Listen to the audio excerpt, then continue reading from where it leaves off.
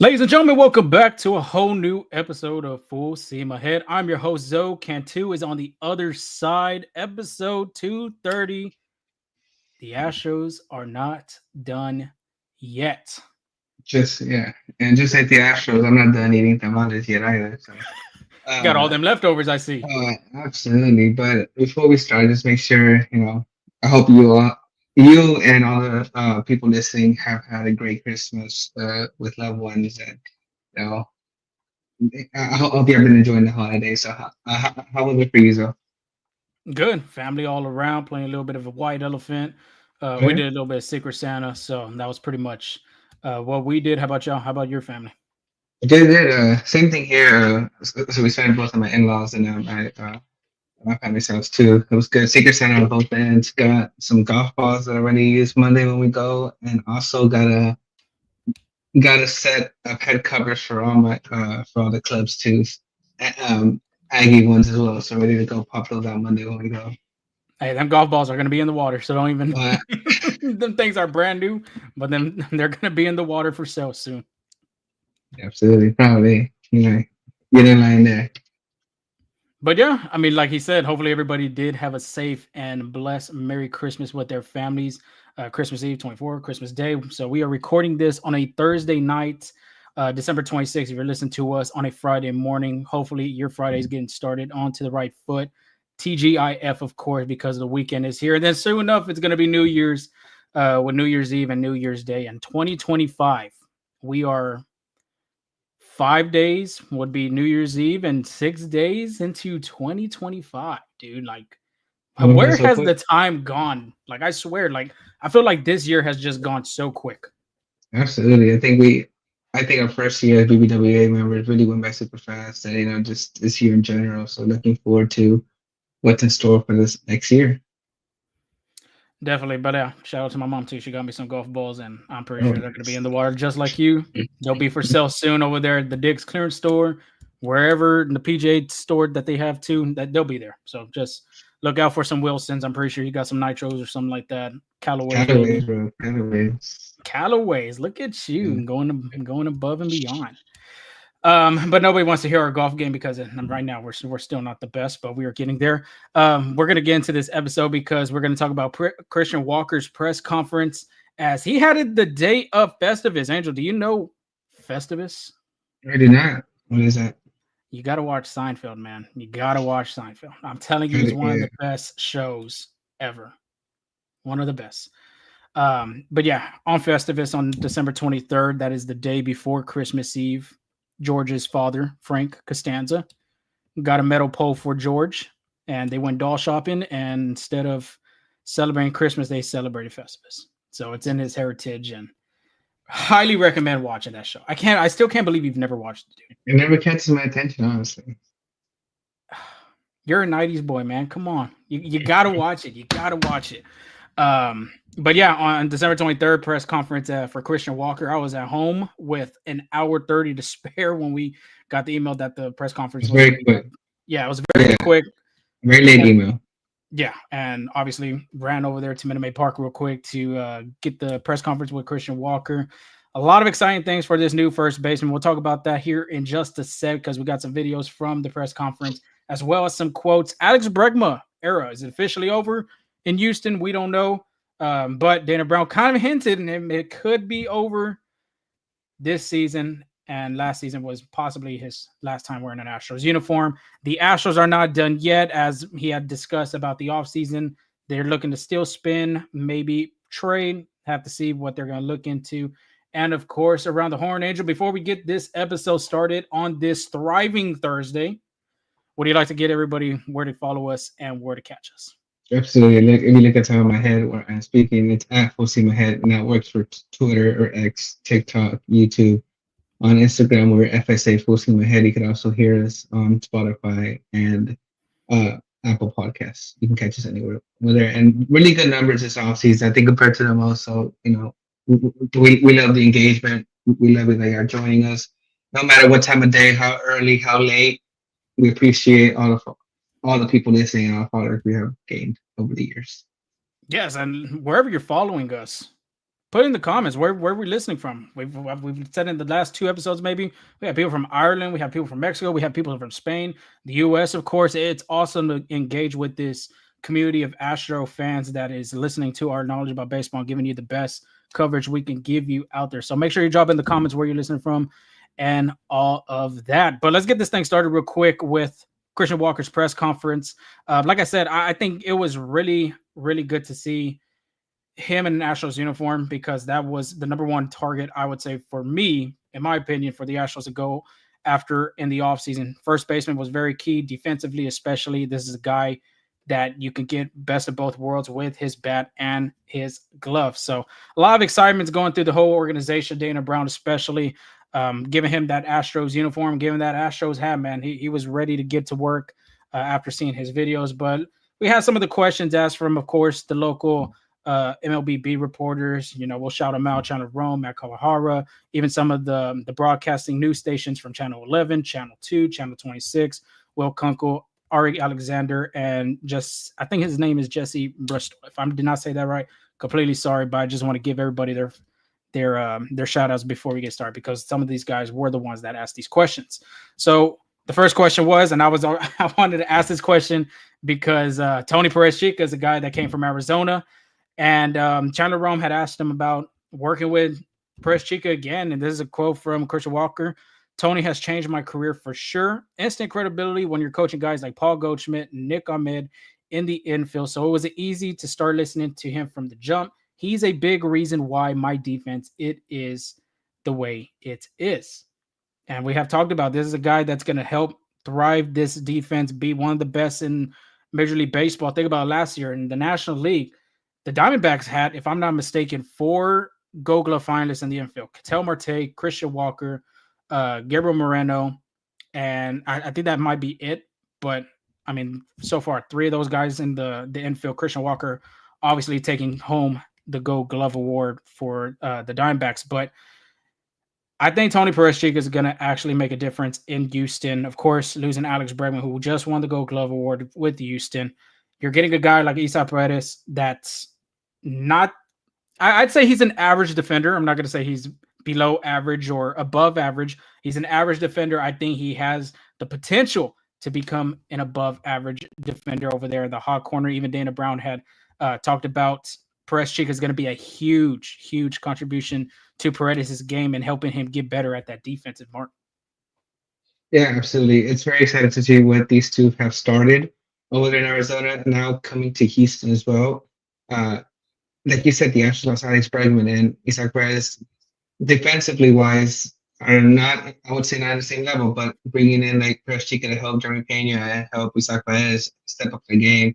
And having Christian Walker there, as you saw last year, having a great first baseman is very helpful to the team. There were some scoops that either Dubon or Singleton couldn't make, or there's some defensive plays at first base that should have been made, but did not cost the Astros some games. So having such a defensive mind and helping all of those guys can help would really step up this game. I think having a great defense could easily help you win 5 to 6 more games than you could originally have.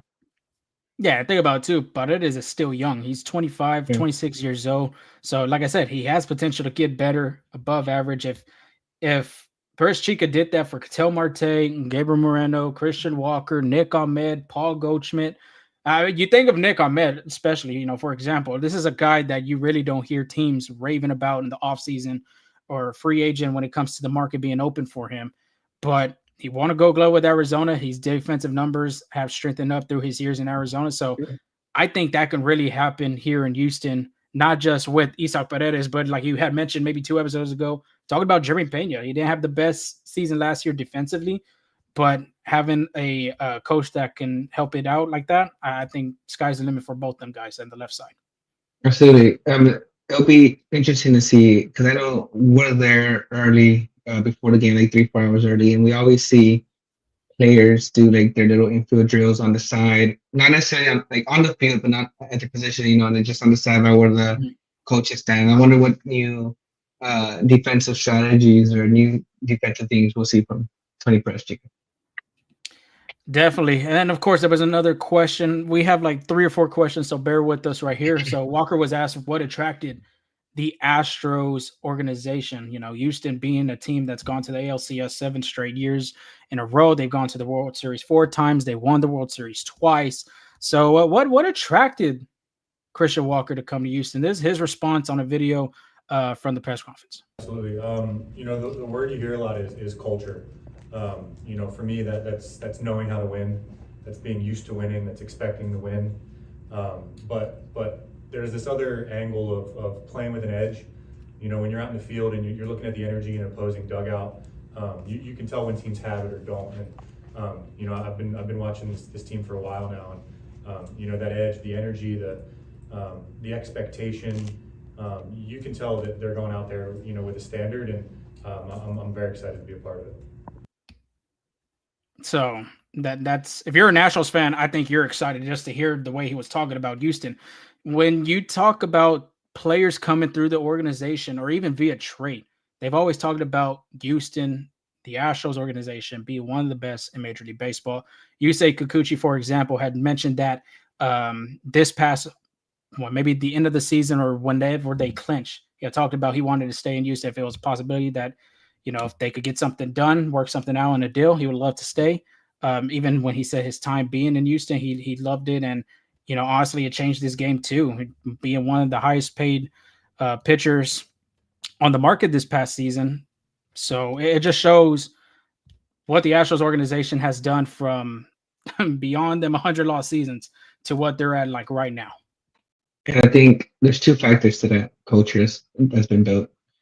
Obviously, winning and Jose Altuve. I think that's where that culture comes from. That's where that was a foundation, winning and Jose Altuve. And I think there's a minute where Christian Walker even says he gets to work with Jose Altuve now. So that's a really great, thing he's looking forward to working with Houston. So I think that just that atmosphere, it's not like Houston's not a place where people want to play. Like it is, people want to come to Houston. However, free agents, like for example, Alex Bregman, Carlos Correa, want to stay in Houston, but that's a different conversation right for another time. But it's not like Houston is where people are avoiding to go. It's a place where many people want to go, and if it works for them, they come to Houston and play just because, like Christian Walker was saying, that atmosphere, that culture, that winning culture, right? That there's a high standard, high expectations for Houston, and they know what they do, they know what they should do. So having that mindset and that ability, attracts many free agents.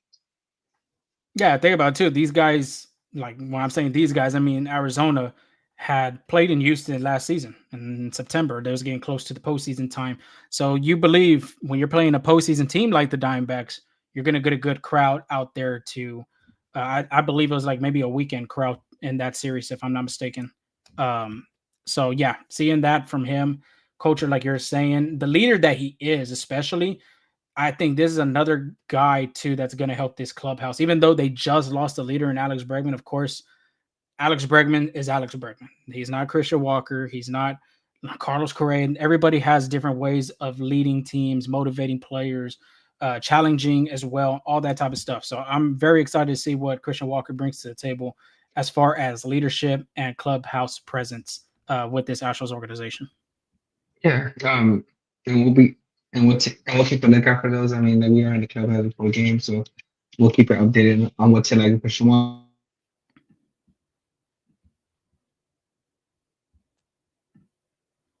Oh, okay. I thought you froze for a second. I was like, oh shit. No. He might be gone. He might be gone. But moving on, of course, when it comes to free agency, you can talk to some players what your plan is. I obviously heard Juan Soto's press conference. He didn't talk to any Yankee teammates at all during his free agency. I'm pretty sure the Yankees, their players on that side really didn't want to bother him, especially after the loss of that World Series. Take the time off and everything like that. But he was asked if anybody from the team has talked to him, trying to get him to Houston and all the whole process. There's a quote from him. He's like, honestly, there wasn't much of a sales pitch needed. That is what you like to hear if you're a Nationals fan, because this is a guy that wants to come to Houston to win. And that's what he had mentioned in his press conference as well, that the reason why he came to Houston is because the winning atmosphere, like he said, the culture just now, that's what he wanted to do. But he did cross paths with Josh Hader back in their day in the minor leagues in Baltimore. as well as Lance McCullers Jr. reaching out to him immediately when the Astros landed him, as well as many other Astros staff and coaches. So they're there. I think everybody on board is just very excited for, like I already had mentioned about Dana Brown, but the players as well, the coaches, Joe Spada. Like I said, I'm pretty sure other coaches as well hitting infield, all that other good stuff. But another factor too, that the Astros were one of the teams that Christian Walker was looking at. He had his wife as well, Amanda, be in the mix of which teams they're looking out for. Of course, there's different ways players go into the market and look at free agency. Like geography could be one. Do they want to play in the hot? Do they want to play in the cold? Family's another. East Coast, West Coast kind of thing. So every factor puts in place when you're looking for a team when you're on the market. So like I said, the Astros were one of the teams, and they were hoping that would work out. And sure enough, Dana Brown and him kept in contact throughout the whole time. He did say it kind of moved pretty quickly throughout the whole process of the free agency with talking and everything like that among getting a contract done. So that's it on that part. Do you have anything to add on to that? No, go ahead. Keep it moving. Yeah.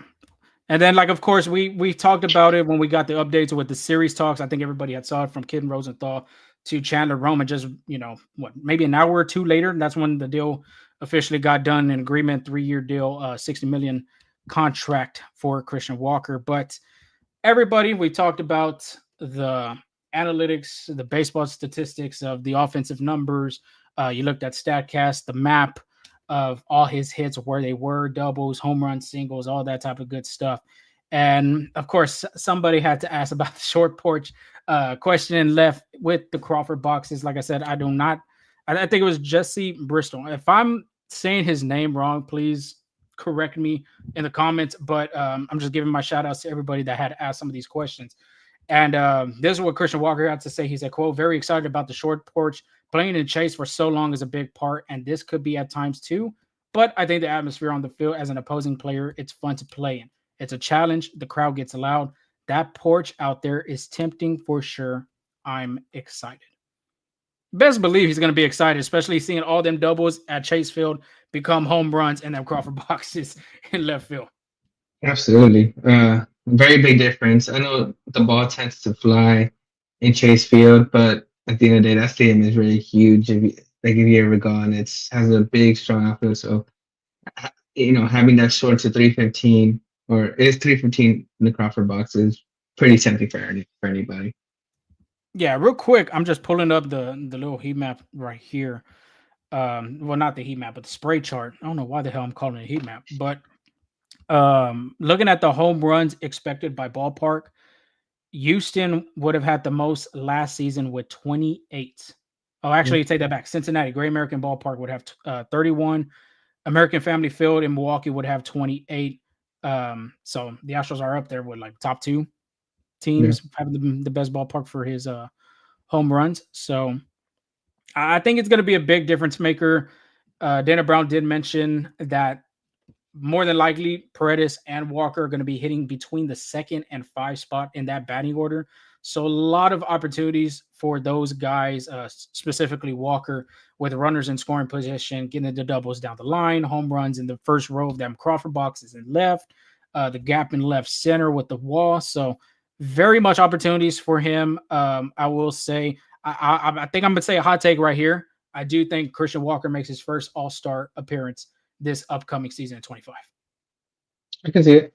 I mean, yeah, it's possible. I think it's his first base, and he's gonna have all the opportunities to produce hitting against righties and lefties. So I mean, I can see it.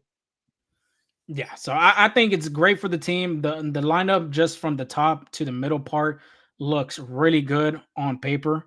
Of course, everybody from social media have been talking about the outfield as a whole. The Astros outfield offensive numbers is just not the best. If you put Yordan Alvarez in there, then maybe, but putting Yordan Alvarez out of it, because more than likely, I think he's going to be DHing more this upcoming season.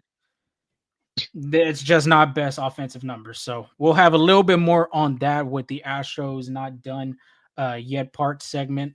But to end the press conference of Christian Walker, the leadership that he brings, he had won the Good Guy Award in the Arizona chapter of the BBWA in 2023. So this is a great guy to have a conversation with, very communicative, very open. So I'm very excited to work with him. I'm speaking for both of us, Angel, this upcoming season. But he does talk about his leadership, preparation, how he's going to help this clubhouse, help this team continue its winning success in this upcoming 2025 season. The easy answer is, I guess, the lead by example type of mentality. I take the game very seriously. I take my preparation very seriously. I understand everybody has a different angle. Everybody prepares in their own way, and I respect that for sure. But at the end of the day, I want my teammates to be the best version of themselves, and I owe it to them to do that to them. So, preparation is key for me. And I think, we're all really good at what we do. And if we can prepare the right way every day and, be good teammates to each other and treat each other the right way and treat the game the right way, I don't think we can lose. If I'm on that man's team, I'm running through a wall. I'm telling you straight up, I am running through a wall for that guy. So the way he's talking is the way a leader should be talking in a clubhouse. And like I mentioned, I've already talked about in the beginning with the culture of him being in Houston, wants to win. He's only gone to the World Series once, if I'm not mistaken, with Arizona going to the postseason, maybe 2 or 3 times. So he's very excited to come to Houston, want to win, do whatever it takes, lead by example, like he had mentioned, and the preparation. The way you practice on the field is the way you're going to perform. I feel like every little league to high school to college coach preaches about that with their players. Well, it continues on the major leagues. The way he said, the way preparation is key for him to get his game better every day. It kind of reminds me of a Jose Altuve answer, something that he would kind of say, if he were asked this question. I think those two guys on that left-hand side on the infield are going to be blending right in. I think they're going to be a great dynamic duo for sure. Yeah, reminder, everybody, the Astros haven't had a great defensive first baseman, nothing against Jose Abreu, nothing against John Singleton since Yuli Gurriel in 22. Obviously, you saw the numbers didn't go really well last season, first baseman, and even in 23, especially in 24, like I had mentioned. So they're getting a good defensive first baseman, what they really needed. I think it's just going to strengthen the defensive metric as a whole in the infield, just talking about Tony Perezchica earlier in the show. So very excited to see what this infield looks like in this upcoming season. Of course, the outfield, a little bit of work. I'm pretty sure they're not done yet, like he had mentioned. But since we're talking about the infield, let's move on to the Alex Bregman era over in Houston. Is it a question mark? Is it pinpoint already happening? That's just 99.8% that's going to happen, that he's not going to sign with Houston. Well, China Rome had asked Dana Brown about Alex Bregman, and this is what Brown said, quote, Paredes is going to play third base, and Walker is going to play first base. Bregman is still a free agent. Dana Brown, the Astros, and Alex Bregman contract negotiations had, quote, stalled. Dana Brown wouldn't get to any specifics with that. Respectfully, didn't want to, of course. But another quote from Brown, he said, quote, I thought we made a competitive offer and, showing that we wanted him back, but we had to pursue other options. Angel, give me your take on this quote from him. Even the beginning of the quote, Paredes is going to play third, Walker's going to play first, Bregman's still a free agent. Yeah, I mean, I think that answer, I think he answered the question perfectly. At this point, you can't rely, you can't rely on Bregman being back, especially since he was going to be the highest paid Astro in history. If he were to sign a contract he didn't want to, well, you have to look, like, the train's still moving. Like, as you saw, once Juan Soto signed, a lot of free agents were on the table. So it's like they were not going to wait and hope to sign Bregman while all these free agents are still out there and then have a chance to get signed elsewhere. Because if you remember, Christian Walker was close to signing with the Yankees. The Astros just made an attractive offer. If they would have waited, hoping to get Alex Bregman, Christian Walker could honestly be a Yankee right now, right? So it's just, you gave Bregman an offer, he didn't like it, you move on, right? Because at the end of the day, the chain moves forward. The Astros are still trying to win. the Astros need to have holes they need to fill out, and they still had guys out there to fill those holes. And I mean, I think they made the right move. If that's what you're asking, like I think moving on from Alex Bregman, I know many Astros fans don't want to hear that, but based on that, Jim Crane was not willing to go over 7 years, or money wasn't the issue part; it was the years part, and he was not comfortable going. Well, as the general manager, Daniel Brown's his job is to make something work with what he's giving with, right? Jim Crane wasn't budging on the years. Well, he has to pivot to something else, right? Because at the end of the day, he's responsible for his team. And this team is not winning. Jim Crane doesn't get fired. Daniel Brown gets fired, right? So at the end of the day, he's doing his job. He felt it fit to move off Alex Bregman, and I agree with just because he's working what he's got, and I think he made the right. Yeah, I mean, 100% agree with you. We've already had this conversation about if it was the right move.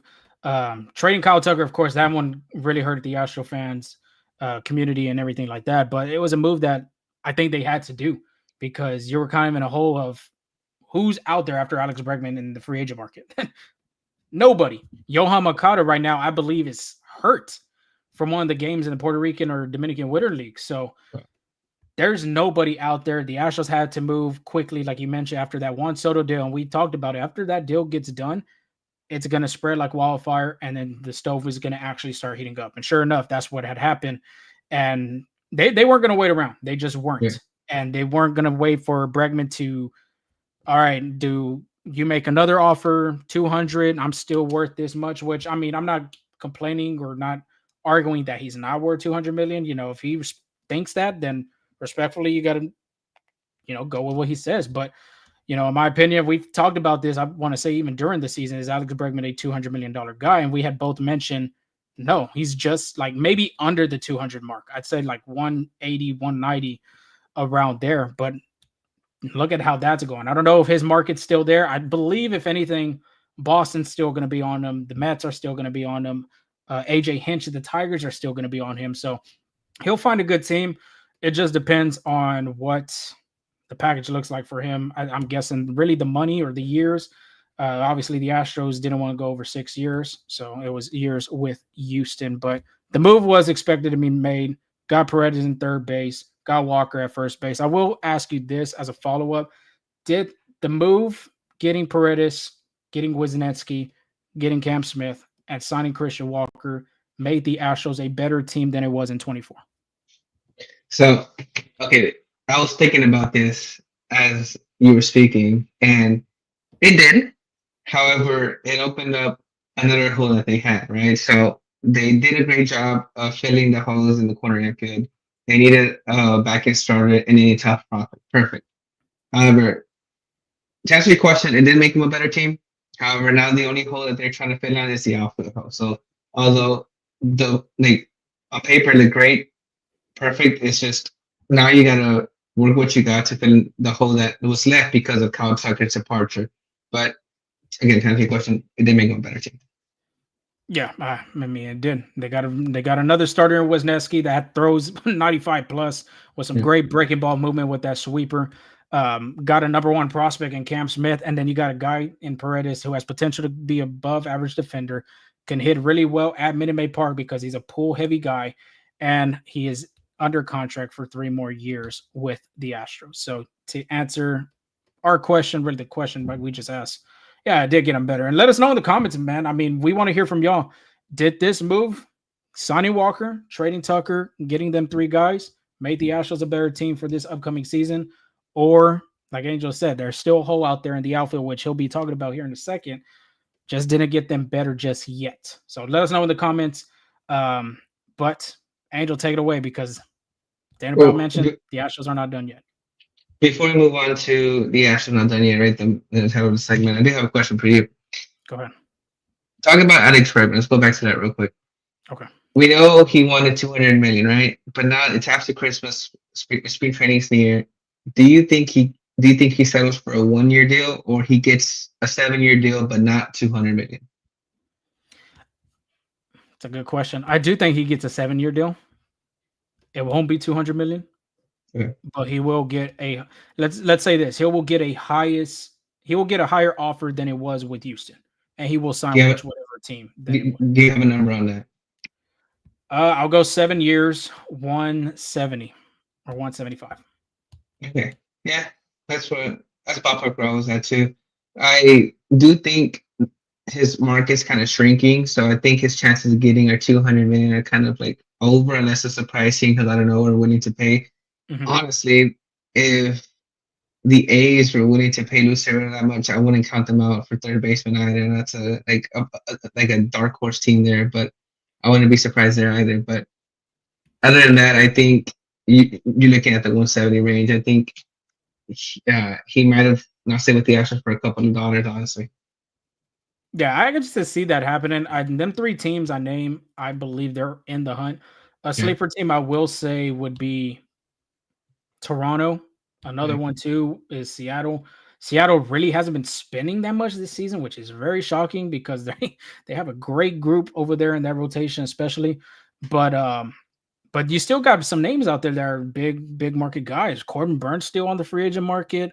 Pete Alonso still on there. So I do see, man, because we did ask when do we think they were going to sign. I said if not Christmas, for sure before the end of the year. But looking at it now, I'm not sure, man. I think it might be coming in 2025, getting that contract. He did wish everybody a Merry Christmas on X. If anybody had seen his tweet out there. Yeah, and I wonder what's going on with Toronto. I think they've been they've been after every top free agent that's in the past couple of years and haven't been able to land one of them. So I wonder what's going on there. But this is not a Toronto Blue Jay podcast, it's an Astros podcast. Let's move on to the Astros Not Done Yet segment. Denner Brown and the Astros are still on the market and are not done yet. Like we talked earlier, I think, like one of the biggest holes that they have is alpha now since departure Kyle Tucker, and that is exactly what they're looking for. They're looking for a left-handed bat. However, most lefties are outfitter because obviously they can't play the infield position unless they're switch hitter. So probably an outfitter is what they're looking for, and a bullpen arm. Chandler Rome did ask a follow-up question to T's financial flexibility. This is what he had to say.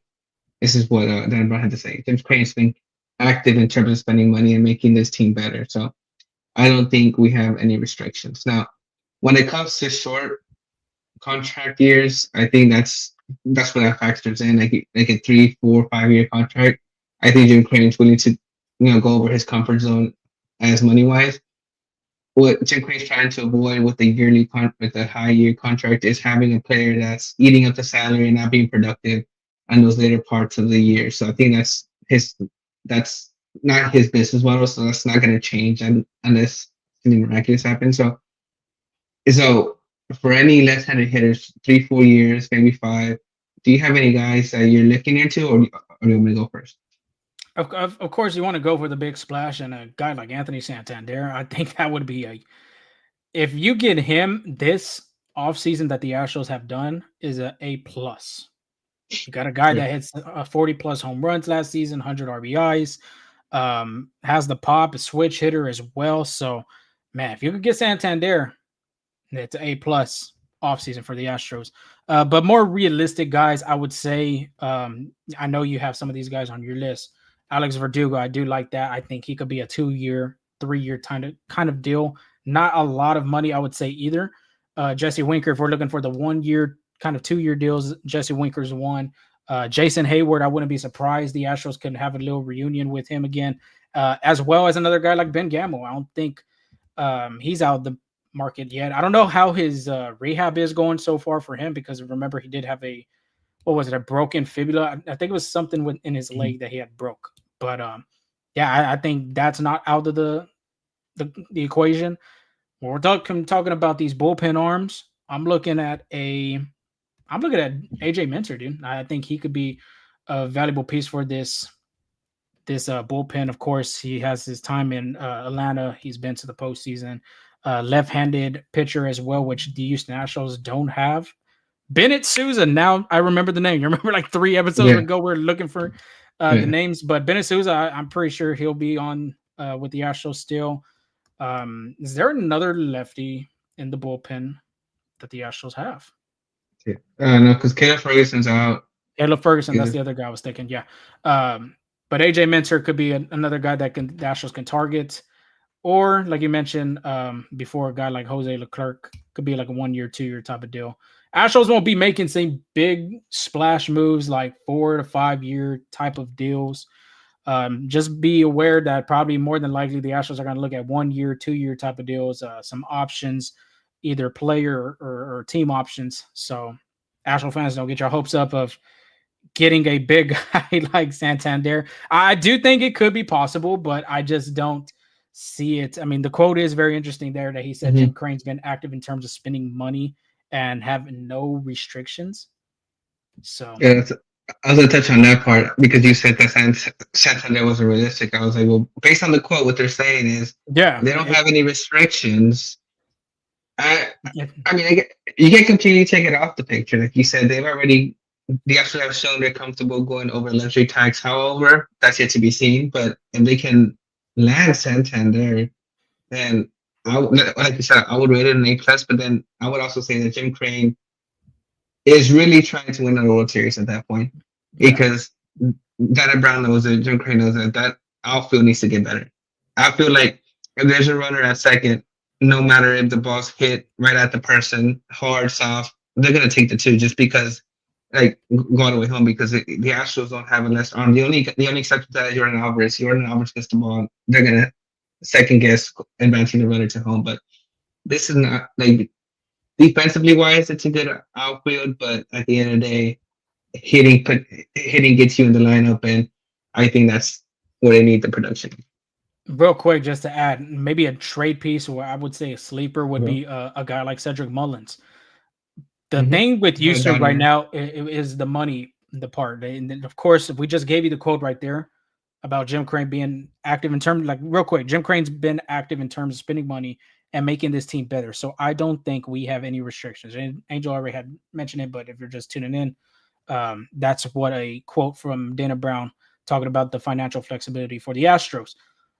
So if let's say, because Baltimore they really do need a closer over there. They don't have a closer at all. Well, let me slow back a little. Let me go back a little. Felix Bautista, if I'm not mistaken, he should be back. He should be back already. Yeah. So maybe Ryan Presley goes into a setup, which it wouldn't make sense for him to go to Baltimore to be a setup guy when he's already. They got Yennier Cano too. Yeah, well, imagine that'd be a good three-headed monster. Yennier Cano, Ryan Presley, Felix Bautista. I mean, of course, you got a good three-headed monster here in Houston with Brian Abreu, Ryan Presley, and Josh Hader. Let me bring it back a little bit to that trade piece. So the Astros signed Christian Walker, right? 3 years at first base. They signed Jose Altuve for what, 4 or 5 more years. Jeremy Pena has an arbitration years still to go. He sacrificed for his arbitration years. So I wouldn't rule a trade out the picture because what do you do with Bryce Matthews now? Do you see him? Because again, he's kind of stuck there. But you got to think about it too. Baltimore already has a bunch of good draft. No. There. I'm just talking about just teams in overall. Yeah, okay. just teams in overall, or something that I wouldn't rule out. I wouldn't be surprised, but it's unlikely it's going to happen. What do you think they start playing Bryce Matthews in the outfield too?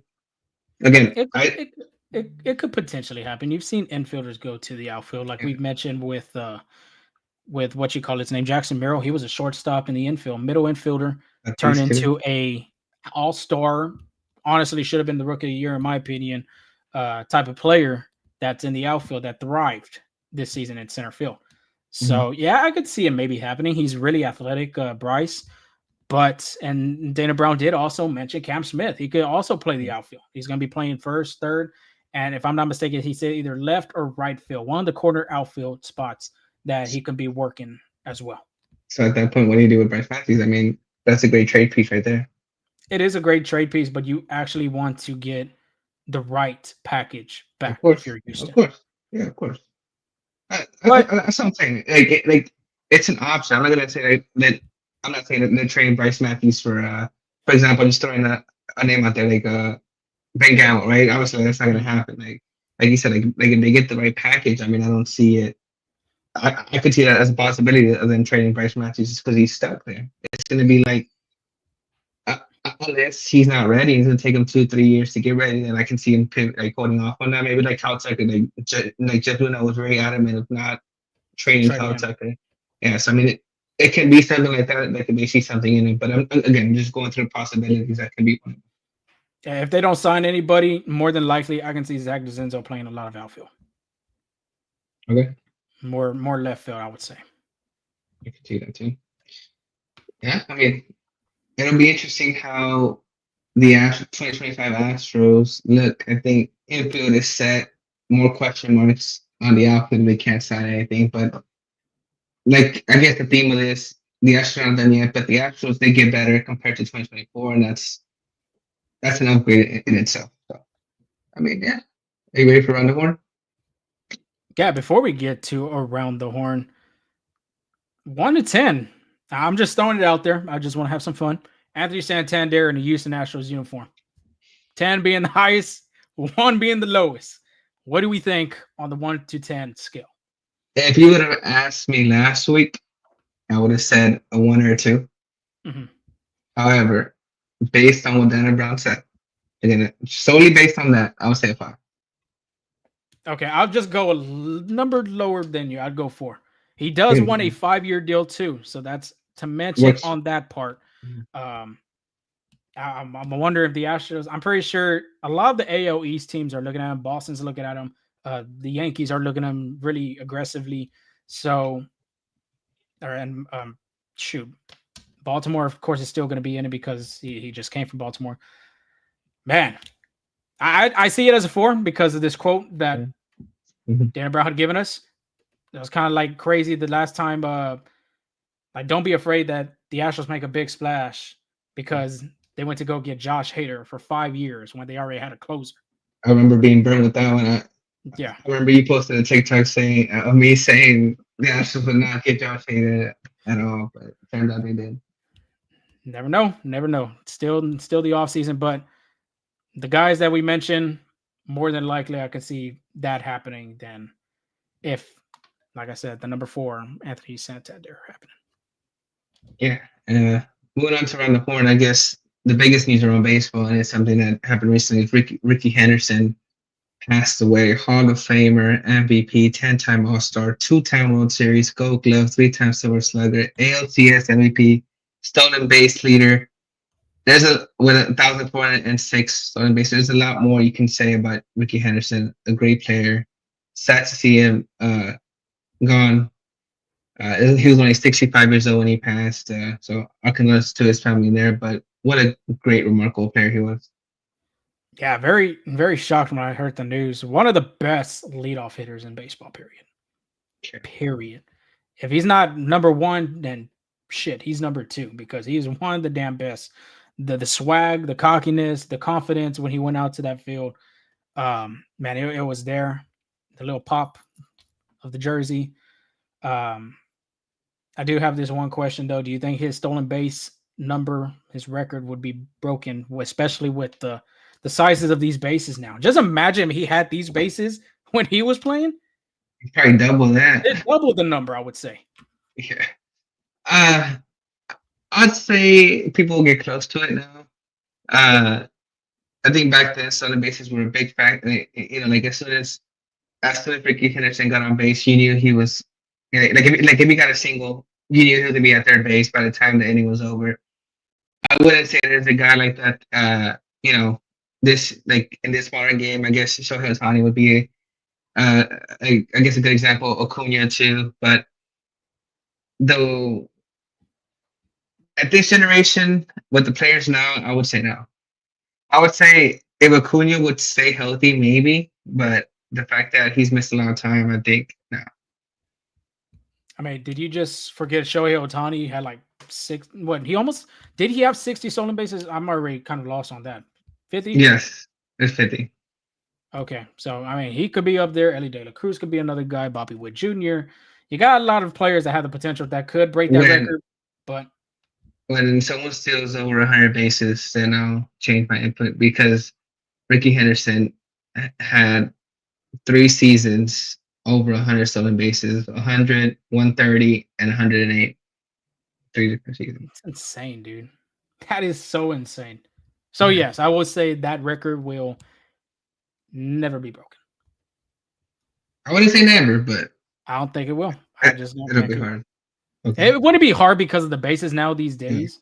So As of would right you now, count it though? So a you lot know of how I people, will say this. I think a lot of baseball fans won't count it because of, like I yeah. said, the bases being, bigger than it was before. Yeah. Because I was gonna use football as an analogy. Like now that they have 17 games instead of 16, like a bunch of those records are being broken. But yeah, I mean, I can see that the validity of the award because but at the end of the day, the team have adjusted. Like how growing up we were like if you were catching, I was taught to throw it right at the base with the tag. When I just got throwing it at the bat, like earlier from like towards second base side. I mean, so teams are adjusting on that. You never know. And then moving on, Hall of Fame voting has happened. If you've been on X, you've seen some of the BBWA members that have over 10 years of, being a BBWA members that are get to vote have already posted their ballots. The BBWA predicts Ichiro and Billy Wagner will be in this year, and those two only. Like, is that an accurate to you, or what do you think about that? I think so. Sneaky one that couldn't happen. Maybe could be CC Sabathia, but I do like the two that they predicted in Ichiro and Wagner. Wagner just missed it by 5 votes last year, so I feel like he has a great chance of making it this year. Ichiro Suzuki, if he is not unanimous, there is a problem with somebody out there. There is somebody. Something's wrong with them. Somebody's wrong with them. Ken Griffey Jr. should have been unanimous, obviously by 1 vote, but Ichiro is one that again should be unanimous. The only unanimous is Mariano Rivera, which is crazy. Derek Jeter is not even unanimous. I think he was like 1 or 2 votes shy. That one I could see. But Ken Griffey should have been unanimous. I mean, Jeter's in a lot of good postseason rankings when it comes to his numbers. So he's like top 5 almost in every category. Mm-hmm. And then, but yeah, I think those two guys get in this year, Ichiro and Billy Wagner. Before you get to the next one, make sure you do tune into that Billy Wagner one that we did. We did a last offseason with him when he was on the ballot for the 9th time, but this is the final time he'll be on the ballot. It's going to be a yay or a nay for him to be in the Hall of Fame. So make sure you tune into that episode. It was a really good one, really good conversation we had with him. Now he's a high school baseball coach at Madisonville, if I'm not mistaken. It's in Virginia, not in Texas. Not Texas. Yeah. Yeah. So, we'll probably repost it for y'all so you don't have to go out there and search for it, so keep an eye out for that. And then the Juan Soto, Shohei Ohtani contracts are starting to take play around the league. So if you are a baseball owner, get ready to start opening those pockets because it's starting to affect other players. Vladimir Guerrero declined a $340 million contract extension.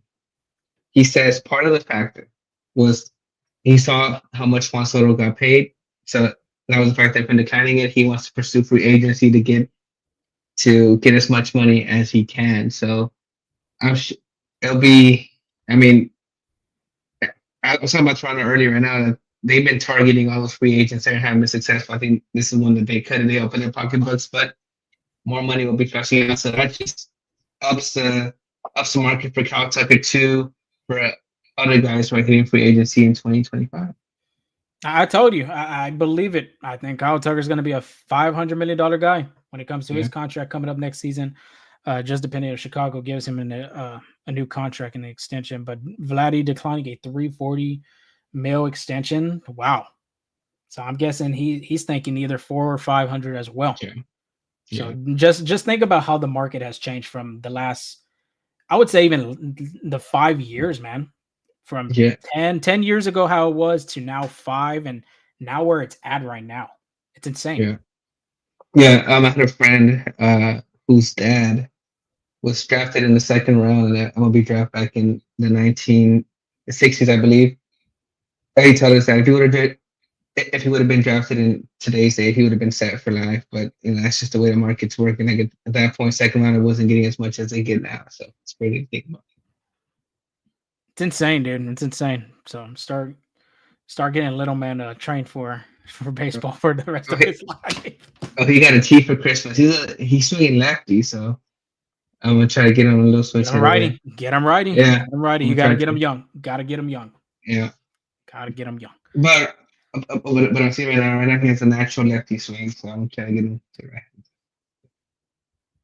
Nice. Well, that concludes the end of our show. Astros are not done yet. Episode 230 is officially in the books. Great turnout that we had tonight, especially in this Houston traffic. I know right now, like we had talked about, Thursday night is crap outside. It looks very bad. Rain, hell, it's just been bad. Thank you for joining us. Like under an hour, a crowd. I think this been the highest live crowd this offseason, or what do you think? Numbers have looked really well from the last offseason. So a super shout out to each and every one of y'all listening on either on Spotify or Apple or tuning in on Twitter or on YouTube. Make sure you hit that subscribe button on our YouTube. Our social media platforms are there. Full Steam Ahead, top of Angel's Head, where you can find us on Instagram, FSA Full Steam Ahead, but TikTok, Twitter. We did post our top 10 moment today was the Yordan Alvarez 461 home runs, which is crazy as hell to hit 2 home runs the same distance. Only Yordan Alvarez can do that. Of course. But make sure you go give that a like, follow us on all them social media platforms, especially on the Spotify and Apple Podcasts, wherever you get your podcasts. Make sure you hit that download. Make sure you listen to the video. If you weren't here for the first part of the show, you can go back on our YouTube channel, or you can go to Spotify and Apple to hear the rest of it. But we're just getting started. This is going to be a new upcoming year, an exciting one. This is going to be year, 3, if I'm not mistaken. Yeah, year 3. 2022, we started. No, year 4. Shit. Year 4, huh? See, I'm telling you, dude, time has flown by quick. 4th year going to be doing this podcast. Angel, this is going to be his 3rd year. But we shout out to each and every one of y'all listening to the pod, listen to us on YouTube, listen to us on Twitter. We really, really appreciate y'all. Of course, we're still going to do that giveaway. I don't know if we'll do it before the year ends or we'll put it into the new year of 2025. Make sure you look out for that. Make sure you look out for the interviews that we're going to be coming up soon with some players, some coaches, heading into spring training, because spring training is going to be very exciting to see how this new Astros team look for 2025. A lot of analysts are kind of picking the Rangers to win the division, but of course, you just can't count out the Houston Astros no matter what. Angel, you got anything before we sign off? Probably the last time in 2024. Yeah, that's it. All the news will be looking good, right? So probably Thursday, next Friday we'll record, but Thursday or Friday. But yeah, just peace and stay tuned for the next episode. We'll be with you after New Year's Day and Eve. So happy holidays if you said if you're still celebrating from that, and wish you a great year. Yes, great 2024 year. Very memorable for each and every one of us. Ups, downs. But hey, we're here. We're still alive. Our health, everything. We're grateful. We are grateful, no matter what. But 2025 should be a hell of a ride for both of us. Until then, y'all stay safe. Have a great weekend. Be safe out there. If you're popping fireworks and all that stuff, if you're driving, drink responsibly, all that type of stuff. Be safe. And we'll talk to y'all into 2025. Peace.